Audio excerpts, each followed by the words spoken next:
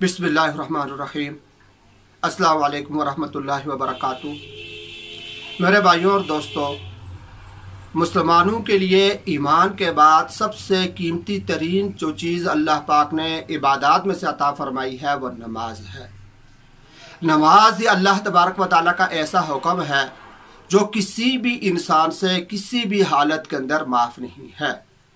हत्ता कि हज़रात उलमा ने नमाज की अहमियत को बताने के लिए यह मसला लिखा है कि अगर कोई इंसान पानी के अंदर मसलन डूब रहा है और डूबते वक्त अगर नमाज का वक़्त आ गया तो उसको चाहिए कि वह नमाज की नियत कर ले और फिर डूब जाए, नियत करते हुए डूब जाए ताकि उसकी नमाज रहे ना।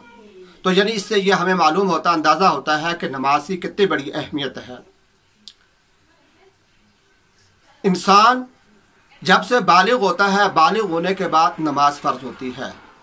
बसा औकात ये होता है कि सुस्ती की वजह से, शैतान के वसवसे की वजह से इंसान से बहुत सारी नमाजें रह जाती हैं और लोग ये मसला पूछते रहते हैं कि हमारी जो ज़िंदगी की साबका नमाजें रही हुई हैं हम इनको किस तरीके से अदा करें। इसको शरीयत की नज़र में जो नाम दिया जाता है वो क़ज़ाए उम्री कहा जाता है, यानी अपनी ज़िंदगी की सारी नमाजों को क़ज़ा करना। और ये इंतहाई ज़रूरी चीज़ है। जैसा कि मैंने अर्ज़ किया कि नमाज किसी हालत के अंदर भी माफ़ नहीं। अगर किसी भाई के ज़िम्मे अगर उसकी ज़िंदगी की नमाजें रहती हूँ तो उसको चाहिए कि वह इन नमाजों को फ़ौरन क़ज़ा कर ले। इसका मैं तरीका आपके सामने बयान करना चाहता हूँ ताकि हमें इस बात का अंदाज़ा हो जाए, हमें ये बात मालूम हो जाए कि हम किस तरीके से इस जो हमारी ज़िंदगी की नमाजें रही हुई हैं हम इनको अदा करें।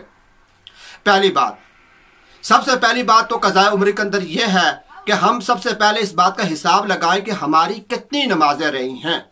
यानी मसलन बालिग होने के बाद आज अगर मेरी ज़िंदगी 40 साल है तो 25 साल मेरी जो ज़िंदगी है, मिसाल के तौर पर मैंने कितने साल नमाजें पढ़ी हैं, कितने साल नमाजें नहीं पढ़ी। इंसान सोच समझ कर ये हिसाब लगा ले। मसलन 10 साल की मेरी नमाजें बाकी हैं और 10 साल के अंदर इतने दिन आते हैं, वह कापी पर लिख ले कि मेरे इतने दिनों की, इतने सालों की, उसमें इतने दिन बनते हैं, इतने दिनों की मेरी नमाजें बाकी हैं। पहली बात ये। दूसरी बात, जब हम इन नमाजों को क़ज़ा करेंगे तो नियत क्या करनी चाहिए। नियत के बारे में लोग सवाल पूछते रहते हैं।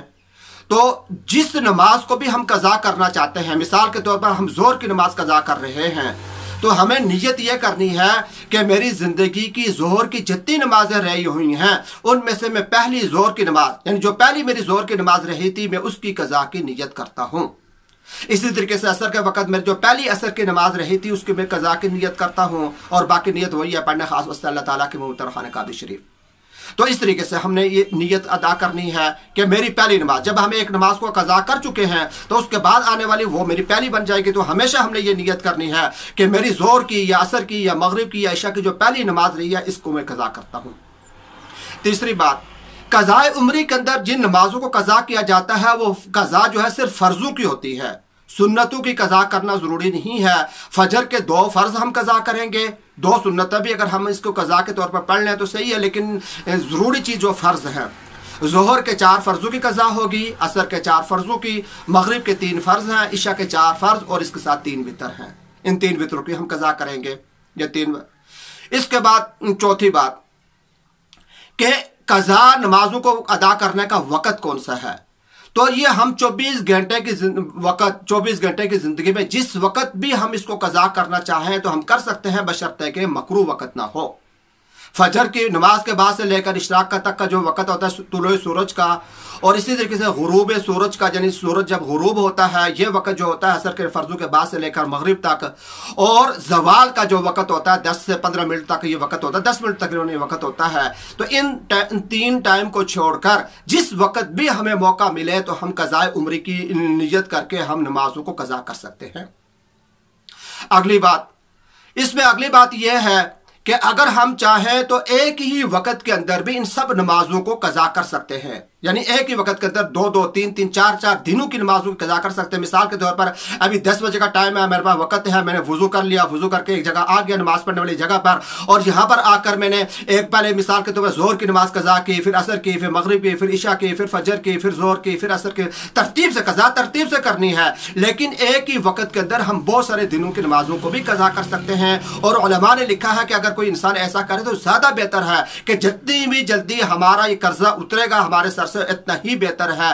تو ایک وقت کے اندر ہم کئی نمازوں کو بھی قضا کر سکتے ہیں. اگلی بات، قضاء عمری کا ایک آسان ترین طریقہ ہمارے علماء نے لکھا ہے کہ اگر کسی انسان کے پاس اتنا موقع نہیں کہ وہ ایک وقت کے اندر بہت ساری نمازوں کو قضا کر لیتا، اس کے پاس ٹائم نہیں ہے، مصروف ہے، تو سب سے آسان طریقہ قضاء عمری کا یہ ہے، ہمارے علماء نے لکھا ہے کہ ہر نماز کے ساتھ ایک نماز پڑھ لی جائے. مثال کے طور پر ابھی زہر کا وقت ہے، میں زہر کی نماز پڑھنے لگا ہوں، تو میں یہ نیت کر لوں کہ میری زندگی کی جو پہلی زہر کی نماز قضا ہوئی تھی میں اس کی قضا کرتا ہوں.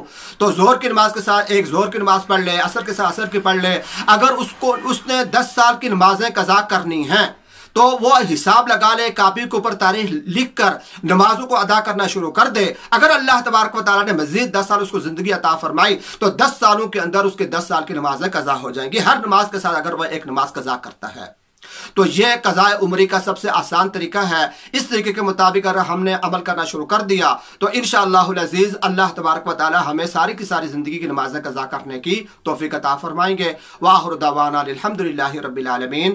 اگر اس سلسلے میں کوئی مزید مسئلہ آپ نے پوچھنا ہو تو علماء کرام سے رجوع کر سکتے ہیں اور میرے ساتھ بھی رابطہ کر سکتے ہیں. انشاءاللہ العزیز میں آپ کو تفصیل سے بات بتا دوں.